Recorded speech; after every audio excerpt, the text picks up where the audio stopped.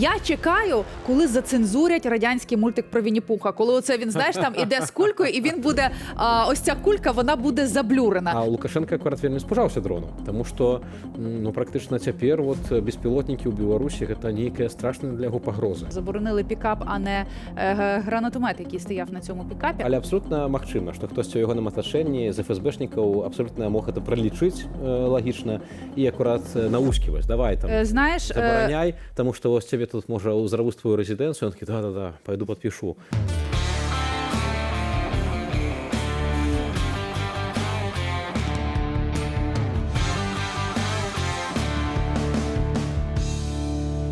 Вітаємо вас в ефірі «Безвіз», програму, у якій ми без цензури та кордонів обговорюємо важливі для наших країн теми. Вітав Цівчик. І Тетяна Іванська, господарства, справді, як зауважив хтось із коментаторів, як бачите на фоні, якое вдячне сполучення кольорів, яке вдало поєднання кольорів. Ось так, мені так само вельми подобається, кожен раз, як заходжу у студію, одразу здимається настрой, які б новини не були. А мені подобається те, що ми почали спілкуватися ще більше з нашими глядачами, і глядачі почали спілкуватися між собою. По-перше, я хочу подякувати усім, хто привітав мене з днем народження, яке було минулого тижня, одразу і під час безвіза. Я була в Києві, зараз ми у Варшаві. І знаєте, ось про ось цей телеміст прийшов відгук, який мені дуже сподобався.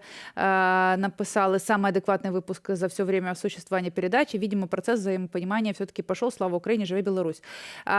Так, справді, напевно, що ви бачите і помічаєте, що ми стали більше говорити між собою, більше йде розуміння один між одним, і це видно по тому, як гості спілкуються між собою.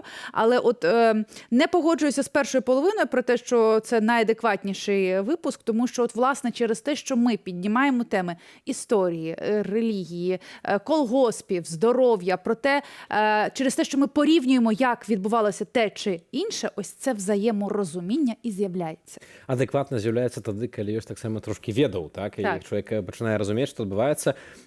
Шановна пані Тетяно, так. Ще раз з днем народження. Все буде Україна. Ось такий коментар. Це безсумнівно. Пам'ятаю, у Варшаві акції зорганізовані пані Наталкою, наприклад, суд над Путіним і Лукашенком. Дуже міцний. Далей пише чоловік, уже переключається на беларускую мову. Каб перамагчы гэтых двух чартоў, трэба працаваць. Штосьці рабіць для того лезь не кожны дзень. Напрыклад, учора я набыў у украінскіх валянтэраў Second Front адну рэч з трызубам, ад якой лезь не 100% пойдзе на закупку дронаў ЗСУ. Жыве Беларусь. Ну вось такі прыемны каментар і вельмі файна. Напісаў Вячеслав з Торонто, то бок беларускі канадзец. Яшчэ адзін каментар, які я хацеў бы таксама зачытаць. Ён такі хутчэй больш агрэсіўныя. Почему потомки партизан, где сейчас видно это движение, где партизанское движение, с таким закидом до белорусов. И тут я хотел бы отказать, аккурат господарство партизаны ёсць, это рэйкавыя партизаны, мы ведаем людей, якіх увязнілі. Вось, на жаль, недавно пришла такая информация от Дзяніса Дзікуна, гэта вось палітвязень, на 23 гады увязнены за тое, што ён партызаніў на беларускай чыгунцы, што нема просто, вот ад Ілоных Родзічаў пришла информация, што ўвогуле няма ніякіх звестак про яго ўжо некалькі месяцаў, так? І ілюзіі падазруюць самае горшае, таму што мы ведаем, што адбываецца ў беларускіх турмах, і гэта сапраўды страшна, таму у нас ёсць гэтыя героі, трэба іх памятаць і шанаваць, і памятаць іх таксама узгадваць у медыях як мага часцей. Адзін каментатор казаў пра дроны, пра тое, што вось ён, беларус з Канады, ахвяраваў грошы для таго, каб дроны даляцелі на фронт, а Лукашенко акурат вельмі спужаўся дронаў, таму што практычна цяпер беспілотнікі ў Беларусі гэта нейкая страшная для яго пагроза. Ён рэальна страшна баіцца і нават падрыхтаваў спецыяльнае распараджэнне, якое дэ-факто забараняе дроны ў Беларусі для звычайных людзей. Так, от, власне, про те, якими методами зараз буде вестися війна і чого боїться Лукашенко, ми сьогодні про це і говоримо. Узурпатор падпісаў указ. У Беларусі прыватным людзям забараняюць мець беспілотнікі. Фізічныя асобы ў нашай краіне маюць паўгода, каб пазбавіцца дронаў. Іх яшчэ можна камусьці прадаць, але неўзабаве ўрад вызначыць канкрэтныя арганізацыі, якім будзе дазволена валодаць беспілотнікамі і іх выкарыстоўваць. Простаму чалавеку ў Беларусі нельга мець любы лётны апарат, які можа быць кіраваны без чалавека на борце, а таксама запасныя часткі да іх. Нельга нават мець разабраны дрон. Выключэнне зрабілі для цацачных шароў, паветраных змеяў і лётных цацак без дыстанцыйнага кіравання, і то не ведаю, можа, гэта толькі пакуль што, а таксама для дзяржаўнай і эксперыментальнай авіяцыі. Вайсковыя беспілотнікі указам не рэгулююцца. Білорусів вже змушують здавати дрони так званим уповноваженим організаціям, але, власне, ніхто не написав, що це за організації і куди нести дрони, і кому їх давати, також нічого не зрозуміло. В указі так званого уряду про це нічого так само не сказано, окрім того, що написано, протягом 3 місяців людина має здати цей дрон, але, знову ж таки, невідомо коли, і ось цей уряд має час на те, щоб придумати, кому ж його віддати. Тобто, треба здати їх, але кому – невідомо. Крім іншого, людина може, якщо не хоче комусь віддавати, вона може їх продати або подарувати. І знову ж таки, уряд має на це кілька тижнів для того, щоб придумати, кому це подарувати або кому можна це віддати. Деякі обмеження на безпілотники і заборона на їх використання поблизу аеропортів, військових баз справді існують і в інших країнах світу, але така тотальна заборона, як в Білорусі, є лише у 2 десятках авторитарних держав. Афіцыйная прычына ў новых забаронаў у Беларусі, як заўсёды, не тлумачаць, але з беспілотнікамі ў нашай краіне змагаліся даўно. Беспілотныя зоны пачалі актыўна пашыраць у 2017 годзе, дарэчы, пасля расследавання Белсату аб рэзідэнцыі Лукашэнкі ў Шаршунах. На той момант новый, але ўжо не апошняй. У тым жа годзе стала фармальна трэба рэгістраваць дроны ў Беларускай Федэрацыі беспалётнай авіяцыі. Але з чатаў выглядае, што так рабілі не ўсе. Забароны пашырыліся яшчэ больш з пачаткам паўнамаштабнай агрэсіі Расіі супраць Украіны.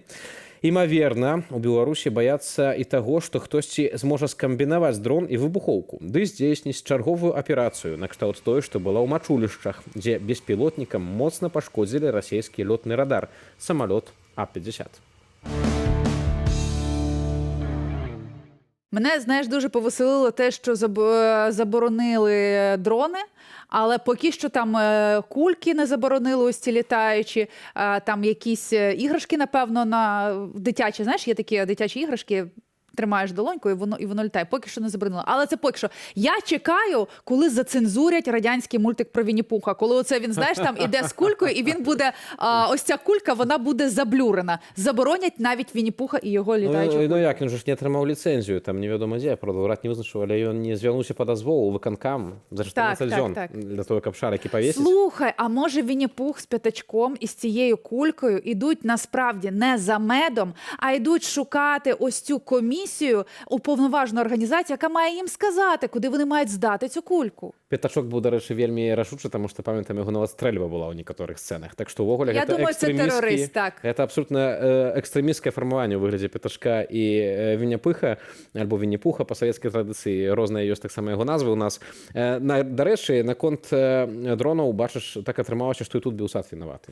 Так. Тому што спрычыніліся, оказывается, сваім расследаваннем да таго, што першыя пачалі забароны, нейкія абмежаванні да дронаў уводзіць у Беларусі, таму што вось падняліся з дронам, паказалі рэзідэнцыю узурпатара.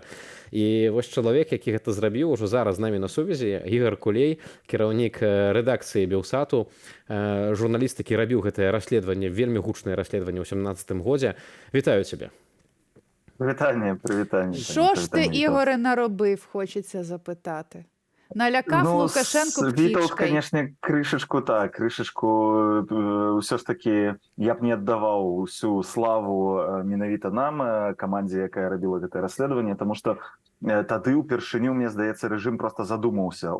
А у нас же это ніяк не кантралюецца. Ну, то бок кожны можа прыляцець куды заўгодна, зняць з дрона што заўгодна. Ну і яны тады ўвялі першыя беспалётныя зоны. Мы зрабілі расследаванне у студзені 17 года, ім заняло 10 месяцаў. Яны толькі ў лістападзе ўвялі гэтыя беспалётныя зоны, але адразу перакрылі ўсе рэзідэнцыі Лукашэнкі.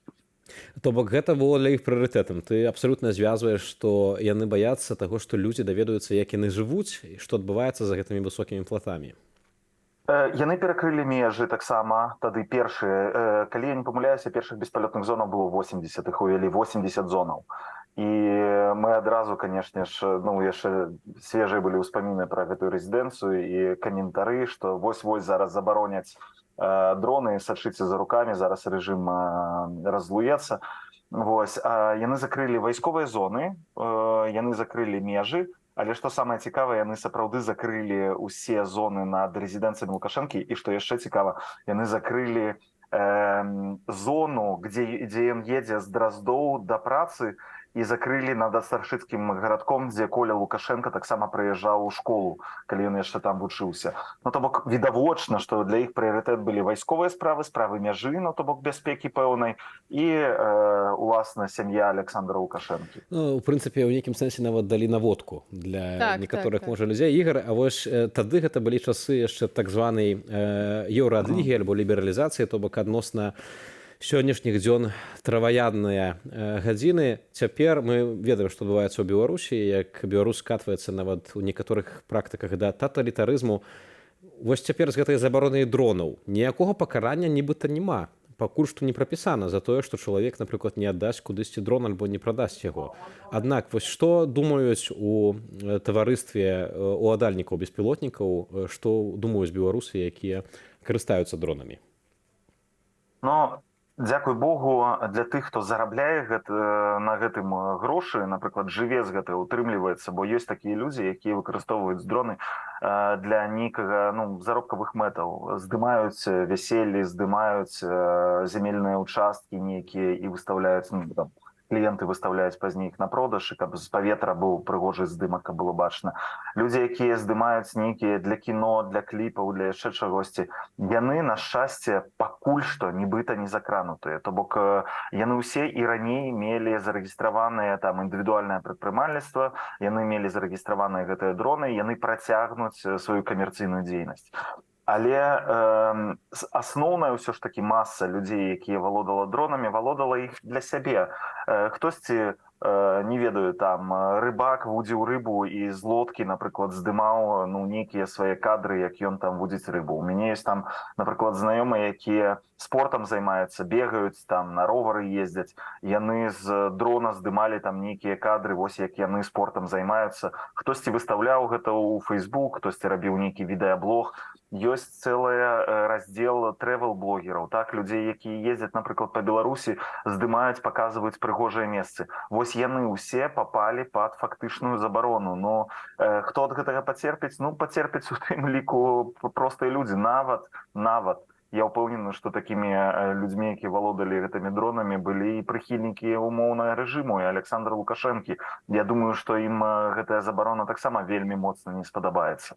Вось, таму настрой, канешне, унутры гэтай супольнасці, назовем яе так, людзей, якія валодаюць дронамі, хаця яна неаднародная абсалютна, гэта некаторыя проста індывідуальныя людзі, некаторыя групамі аб'яднаны.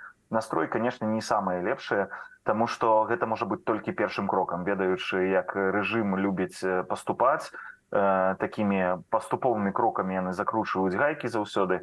Настрой такі, што заўтра могуць забараніць, напрыклад, іпэшнікам, пакінуўшы гэта толькі для нейкіх там дзяржаўных структураў, арганізацыяў, і простыя беларусы, якія не працуюць у нейкіх там структурах, не змогуць увогуле карыстацца дронамі нават у заробкавых пэўных мэтах. Бідні оператори на весілля. Тепер вони не будуть знімати всю красу, а знову повернуться у ці жахливі фотографії, знаєш, там, де молодий тримає молоду на своїй долонці. Ну, будуть якось викручуватися. Лесвіцу поставити з драбину, з вишині зняти можна. Ігоре, знаєш, я хотіла запитати, а з чим ти пов'язуєш взагалі ось цю заборону? Зі страхом Лукашенка, що все ж таки він розуміє, що війна рано чи пізно прийде на територію Білорусі? Чи він так якось себе убезпечує ще й від російських дронів? Ну, не російських, іранських. Власне, буквально сьогодні іранці показали нову розробку шахеда, і він вже так не терехкотить, як мопед, тому що я чула ці шахеди над своїм будинком. Реально вони терехкотять, як мопед. Зараз вони показали нову розробку. Вона абсолютно тиха. Ось питання в тому, він зараз все ж таки розуміє, що прийде війна на його територію, і він намагається убезпечити себе, і боїться з українського боку, так, ось цього наступу і ось цих руйнувань. Чи боїться, що десь і Росія може його захопити? Ну, тому що так чи інакше, він в'язень в руках Путіна. Я б абсолютно правёў лінію паміж вось гэтымі справамі. Вайсковыя дроны і дроны для грамадзянскіх мэтаў. Таму што вайсковыя дроны ніхто дазволу Лукашенка пытацца не будзе. Калі трэба будзе запусціць дрон падобны на шахед, то ён паляціць і ніякая забарона не дапаможа. Вось гэта асноўная рэч. Чаго яны баяцца? Я спрабаваў аналізаваць логіку ўвогуле мыслення рэжыма, чыноўнікаў ад рэжыма. Гэта даволі складаная рэч, таму што яны лагічна вельмі рэдка думаюць насамрэч. І я не змог патлумачыць для сябе вось менавіта лагічнай сцежкай, не змог знайсці прычыны, чаму яны забаранілі. Ну вось давайте пасочым.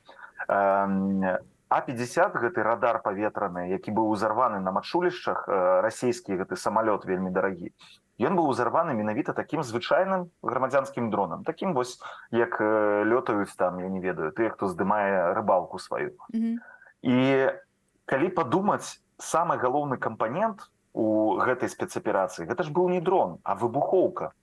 Нармальны просты чалавек дрон можа дастаць, гэта не праблема ў Беларусі, дзе дастаць выбухоўку.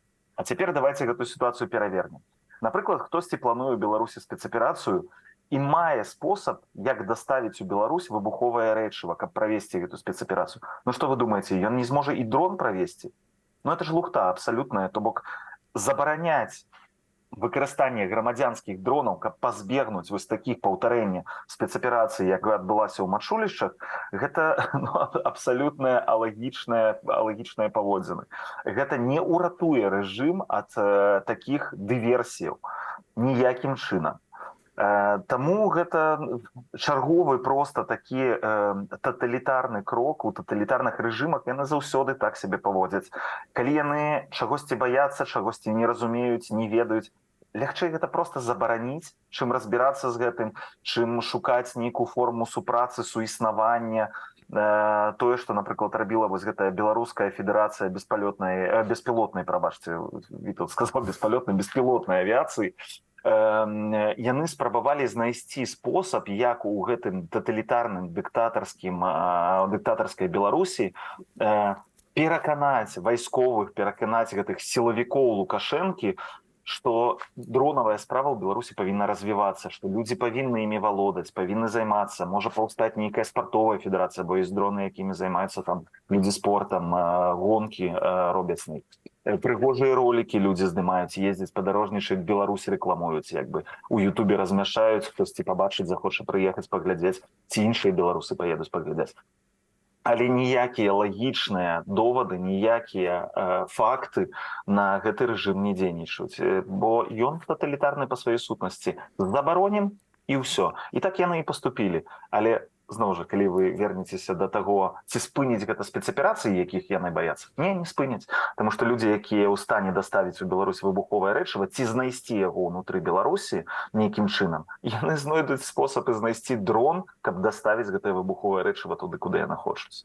Сапраўды, логіку рэжыму зразумець складана, як ты патлумачыў з выбухоўкай і дронамі, гэта прыблізна такая самая сітуацыя, калі б хтосьці, ведаеш, паставіў кулямёт на пікап, ехаў, недзе там калісьці пастраляў, а рэжым узяў бы і забараніў пікапы ўсе ў Беларусі, напрыклад, так, аўтамабілісты. Менавіта так, Вітаўце, вельмі добрае параўнанне. Вось наконт таксама навучання, таму што я памятаю сам, як вучыўся яшчэ ў школе, людзі з такім тэхнічным складам розуму, якім цікава было, напрыклад, там назіраць за самалётамі, вывучаць самалёты, яны часта пачыналі якраз з нейкіх там маленькіх авіямадэляў, з нейкіх маленькіх такіх дрончыкаў, дзеці, школьнікі. Цяпер з гэтага ўказу, які сам дастаткова такі, скажем так, не тлумачыць усе аспекты, не зусім зразумела.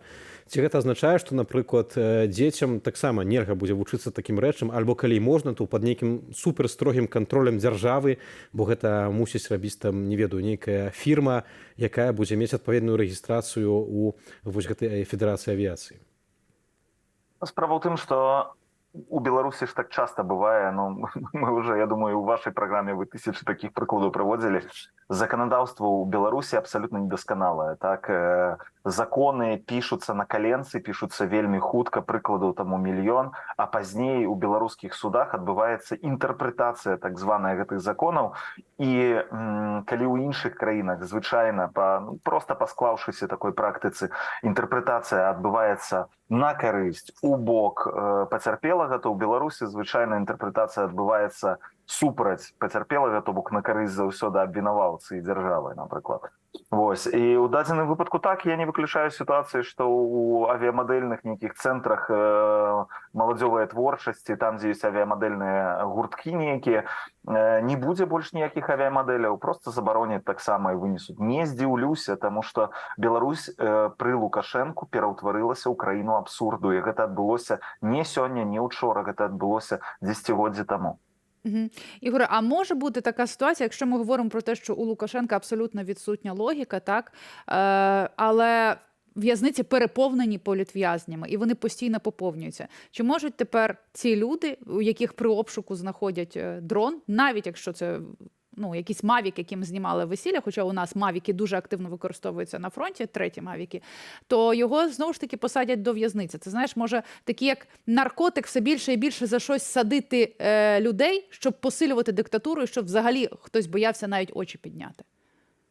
Ну так это ж сістэма, так, на месцах. У некаторых, калі вы заўважыце, у некаторых гарадах саджаюць больш і часцей. Чаму саджаюць? Бо там ёсць нейкі лейтенант ці маёр, якому вельмі хочацца наступную зорачку, і вось ён там лютуе, шукае, за кожную дробязь прыдзіраецца, і у Беларусі ж даўно створана такая сістэма, што у прынцыпе шмат-то не трэба, каб чалавека пасадзіць. Каментар, спалучэнне нейкіх колераў бел-чырвона-белых, украінскі трызуб недзе, падпіска на нейкія свабодныя СМІ, якое не вельмі, напрыклад, добра піша пра Александра Лукашэнку. Гэтага дастаткова, каб пасадзіць чалавека на сотні, а пазней яго не выпусціць, завесці крыміналку, канфіскаваць ягоныя рэчы там і зрабіць поўны вобшук у кампутары, знайсці, што ён, напрыклад, у 2020 годзе, у 2020 чытаў нейкае СМІ, якое ў той момант яшчэ не было забароненым і экстрэмісцкім, напрыклад.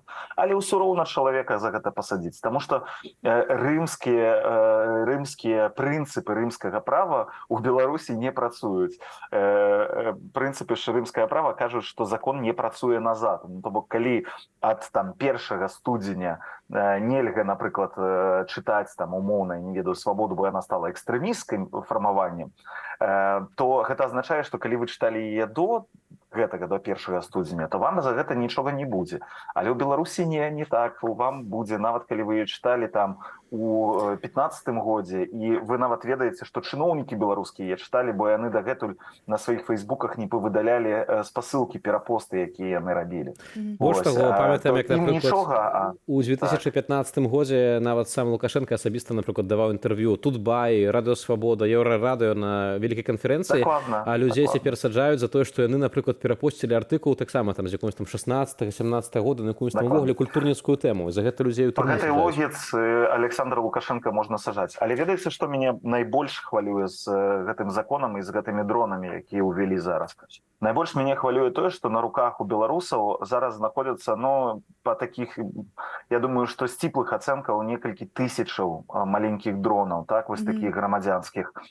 І мяне хвалюе, што у іх ёсць паўгады ў гэтых беларусаў, каб кудысьці гэтыя дроны прадаць. Рынак для гэтых, назовем іх дарагіх цацак, ён вельмі абмежаваны. То бок немагчыма выліць зараз на рынок, я маю на увазе рынок у такім значэнні агульным, выставіць, напрыклад, на нейкія такія платформы на продаж 1000 дронаў і спадзявацца, што іх хтосьці купіць. А гэта, у сваю чаргу, час будзе ціснуць. То бок людзі будуць усё ў большай і большай патрэбе хутчэй прадаць іх, таму што паўгады падыходзіць.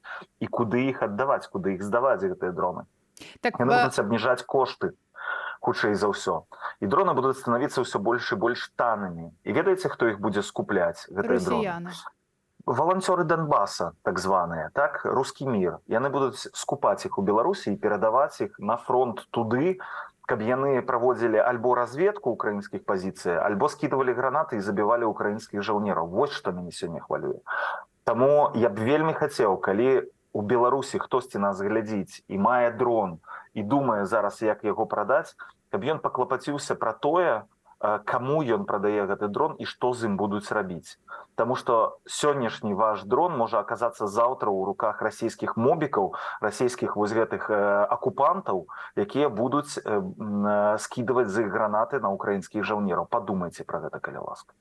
Вельмі важная заўвага, Ігар, сапраўды, каб не спрычыніцца да забойства просто людзей, так, такімі вось дзеяннямі. А магчыма, увогуле гэты не хочацца ў такую моцную канспіралогію гуляцца, але магчыма, што ўвогуле Лукашенко нават вось гэтым указам сапраўды узмоцніць, на жаль, так, расейцаў гэтымі дронамі, просто вымуе іх з Беларусі, у людзей забярэ і адправіць агрэсарам. Ігор, дзякую вялікі, што далучыўся да нашага эфіру. З намі на сувязі быў Ігор Кулей, кіраўнік рэдакцыі інфармацыі Белсату, аўтар расследавання пра 17-ту рэзідэнцыю Лукашэнкі. Тады ён, як журналіст, таксама уздымаў у паветра дрон, і ад таго пачаліся першыя абмежаванні, аднак, як Ігор патлумачыў, не ў тым справа, не таму. Забароны цяпер. Бачиш, як Ігор каже, що в цього режиму немає якоїсь логіки, та воно трошечки незрозуміло, справді, та, як ти кажеш, заборонили пікап, а не гранатомет, який стояв на цьому пікапі, але тим не менше, можливо, справді в цьому логіка і полягає, тому що мавіки, справді, вони дуже зараз гарно працюють на фронті, вони підлітають до позицій, вони можуть, людина керує мавіком з окопу, і це очі, це наші очі на території ворога, так? І вони справді зараз дуже потрібні. Чи була така задумка у Лукашенка допомогти цим Росії? Ми можемо лише припускати, так? Але якщо все ж таки справді ось ці всі дрони будуть продаватися на ось ці недореспубліки, то ми можемо сказати, що, Григорович, ви вчергове стали співучасником злочину. Це абсолютно, так і не буде. Це надання своїх аеродромів і це надання дронів, сприяння надання дронів ось цим недореспублікам. Я думаю, што Лукашенко не настолькі добра разбіраецца ў нечым, каб сапраўды так вось можа здалёк падпісаць такі ўказ дзеля гэтых мэтаў, але абсолютна магчыма, што хтосьці ў ягоным атачэнні з ФСБшнікаў абсолютна мог гэта пралічыць лагічна і акурат наусківаць. Давай там, забараняй, таму што вось цябе тут можа ўзравуць твою рэзідэнцыю, ён такі, да, пайду падпішу. А вынік можа быць сапраўды вельмі дрэнны. Тут вельмі шмат залежыць таксама ад свядомасці людзей. Вось як Ігор заклікаў, спадзяюся, што яго нашыя людзі пачуюць і сапраўды будуць паводзіцца вельмі свядома ў гэтым пытанні. Знаєш, є таке прислів'я, треба бути дуже розумним, щоб всі вважали, що ти дурник. Можливо, я коли дивлюся на Лукашенка, от мені здається, що так і є. Тому що, знову ж таки, коли всі кажуть про те, що Путін деспот і тиран, я собі думаю, що там, де Путін вчився, Лукашенко насправді вже викладав. Добре, я зараз хочу запросити до нашої розмови Олександра Мусієнко, це керівник Центру військово-правових досліджень. Пане Олександре, я вас вітаю. Вітаю вас. Пане Олександре, говоримо про те, що Лукашенко видав указ, яким забороняє дрони, забороняє майже усе, що літає в Білорусі. Люди мають це все здати в термін, у них на це є 3 місяці, тільки поки що... Півгода ще хіба? Так, півроку. Так? За 3 місяці оцей їхній так званий уряд має придумати, куди вони мають це принести, і придумати, кому вони мають це продати. І ось, власне, ми говорили з білоруським експертом, він сказав, що все, як і у режиму Лукашенка, ніби немає то логіки. Так? Просто все заборонити, все, що літає, поки що, окрім повітряних кульок. Але тим не менше, справді, люди, які мають дрони, вони їх мають кудись продати, і вони їх можуть продавати в оці недореспубліки, чим погіршить ситуацію на фронті. Як ви вважаєте, з чим може бути пов'язана ось така заборона, на вашу думку? Я думаю, що є 2 причини. Перша причина, що все ж таки Лукашенко і його режим остерігаються, що ці дрони можуть бути використані проти нього, проти військових об'єктів. І випадки такі були. Я хочу нагадати тільки легендарний випадок з пошкодженням літака ДРЛО російського, який перебував в мочулищах, але менше з тим. Зрештою, це були суттєві пошкодження якраз за допомогою дрону. І не тільки. Розумієте, ми насправді дізнаємося не про всі випадки в публічному просторі, де, можливо, або партизанськими рухами, або іншими людьми використовуються дрони з метою якраз того, щоб пошкоджувати ті чи інші об'єкти.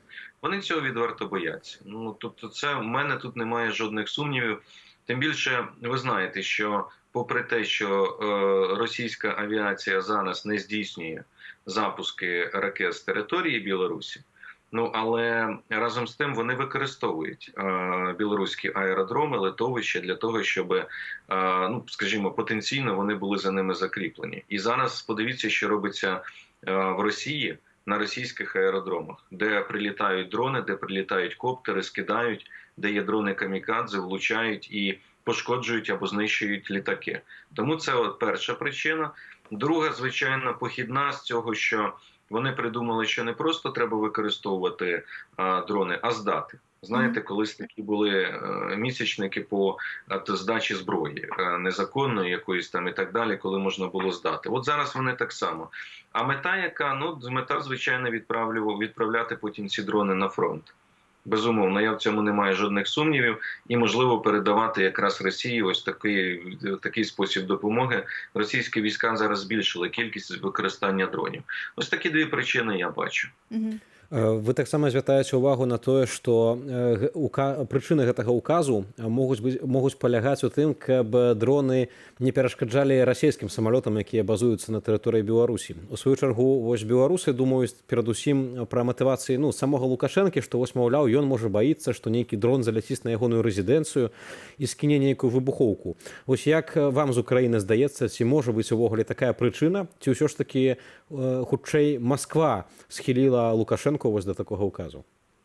Може бути і така причина, ну безумовно. Тобто, коли я кажу, що Лукашенко остерігається, це не тільки за російські літаки, а це загалом і за свою безпеку, і за те, що йому може бути загрожувати, плюс за те, що будуть демонструвати іноді його спосіб життя, або щось дійсно може залетіти, впасти, скинути. Тим більше бачите, що зараз, попри всі використання засобів радіоелектронної боротьби, ребів так званих, але все ж таки є місця невразливі, є місця, точніше, вразливі, даруйте. І, власне кажучи, я думаю, що так, страх цей присутній. Зараз просто за попередні кілька місяців, зокрема, застосуванням дронів Україною, було продемонстровано, що ось цих невразливих місць практично не залишилося, починаючи з Москви, закінчуючи там надзвичайно цінними військовими об'єктами для російських військ.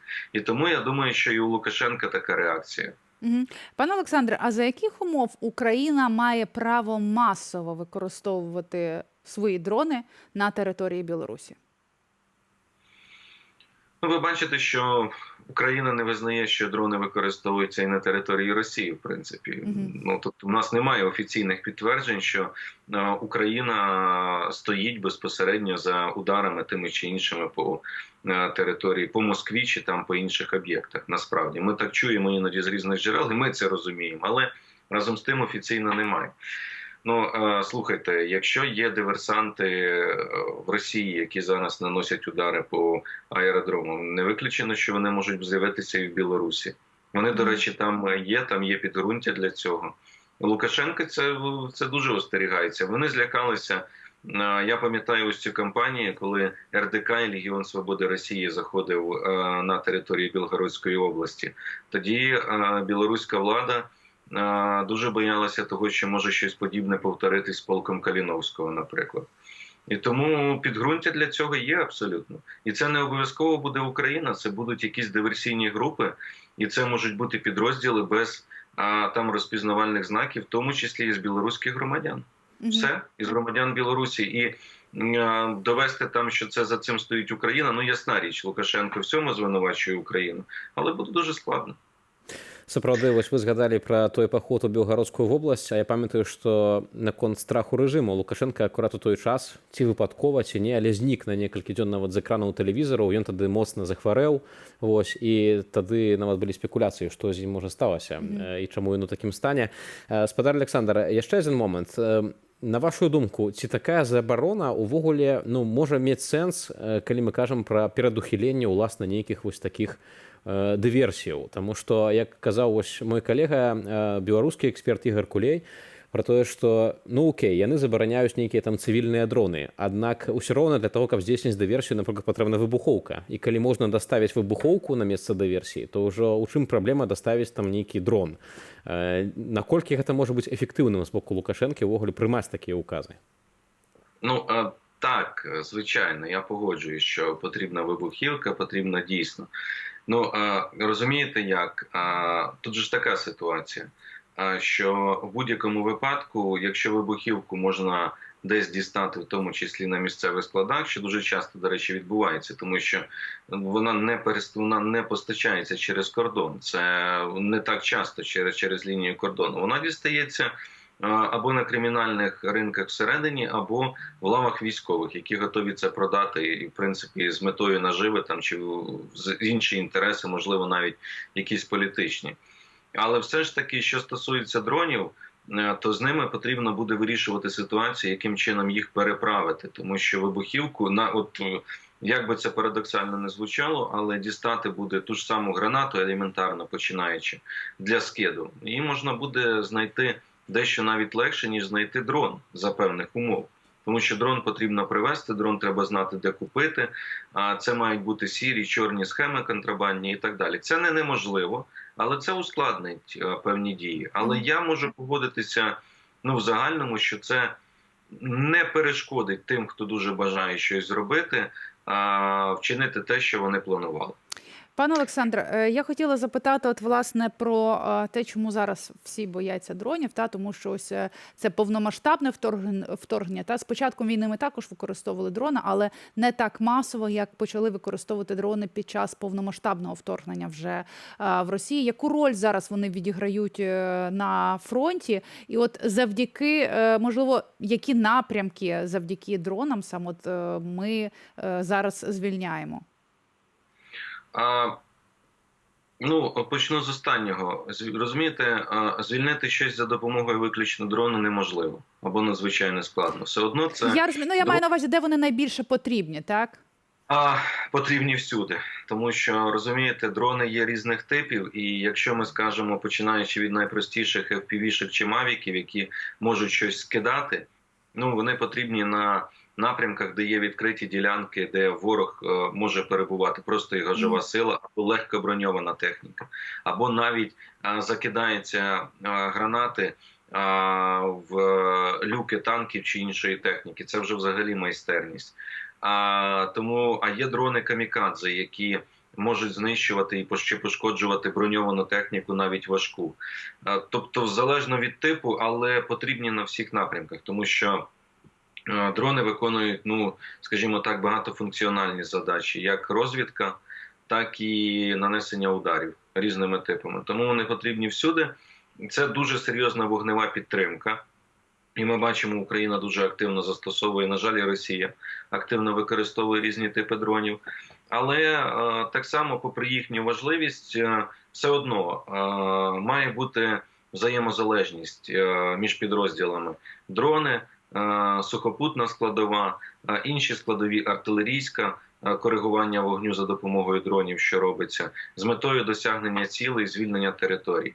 Самі по собі дрони – це зброя, але, скажімо так, без координації з іншими підрозділами нею війну не виграєш.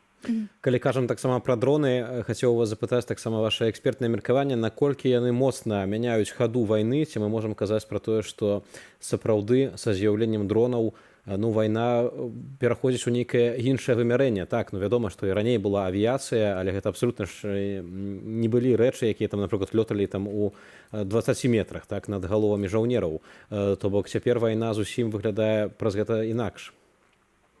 Виглядає, дійсно, це змінюється. І я вам скажу, що навіть на Заході до повномасштабного російського вторгнення дискутувалося і говорилось про те, що, в принципі, дрони, вони важливі, так, їх потрібно виробляти, але все йшло в бік, великих ударних або розвідувальних дронів. Там, починаючи від оперативно-тактичного рівня, мінімум як Байрактар, а закінчуючи такими, як ударні, так і розвідувальні, там на рівні Ігла американського або інших. Тобто, власне кажучи, йшли туди. Але зараз знову ж йде така трансформація. І Захід і всі активно вивчають досвід застосування дронів і повертаються до концепції того, що рої дронів будуть ефективні. Тому що раніше від цього відмовлялися, зараз кажуть про те, що ні, треба працювати над роями дронів як потужною зброєю можливою. Але як розробляють дрони, так і розробляють антидронові системи, засоби радіоелектронної боротьби, гармати, які здатні збивати найменші дрони. Skynex, наприклад, від Rheinmetall, яка здатна це робити. Вони над цим активно працюють. Тобто так само розробляються антидронові системи, засоби протидії. І як мені здається, що це буде нерозривний процес, і ми отримуємо з часом просто доволі таки потужну систему радіоелектронної боротьби і антидронової боротьби, наприклад, засоби протиповітряної оборони проти дронів, які не даватимуть можливості встановлювати панування одній чи іншій стороні, воюючи в небі за допомогою дронів. Ну це цікаво, це в будь-якому випадку розвиток і трансформація війни. Так, абсолютно, але хотілося б, знаєте, це справді цікаво, це справді десь розвиток, це трансформація, але хотілося б, щоб нарешті вже ця війна завершилася, щоб вже ми такі рої запустили на ту територію, щоб начисто вже там, щоб вже до нас не лізли. Пане Олександре, я дякую вам. Олександр Мусієнко, керівник Центру військово-правових досліджень, був разом із нами. Знаєш, от про дрони кажуть, що справді це річ за кілька тисяч доларів, яка знищує щось велике за мільйони. Тоталітаризму хочуць усё кантраляваць, хочуць кантраляваць зямлю, ваду, людзей, цяпер вось паветра асаблівым чынам. Але я спадзяюся, што таксама нічога у Лукашэнкі не выйдзе, таму што перспектывы ён не мае. І галоўнае, каб мы таксама беларусы мелі сілы, магчымасць набліжаць сваё, набліжаць уласную свабоду. Слава Украіне! Живе Білорусь!